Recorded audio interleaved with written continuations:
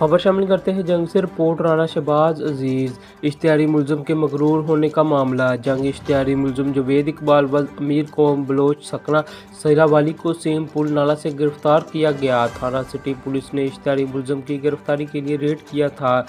मुलज़म ने गिरफ्तारी के खौफ से सेम नाला में छलांग लगा दी। पुलिस ने रेस्क्यू 112 की मदद से मुलज़म को गिरफ्तार कर लिया। इश्तिहारी मुलज़म राबरी, नकबजनी और मंशियात समेत 32 मुख्तलिफ संगीन मुकदमात में रिकॉर्ड याफ्ता है। इश्तिहारी मुलज़म के मगरूर होने की इत्तलाआत में कोई सदाकत नहीं। तर्जुमान पुलिस।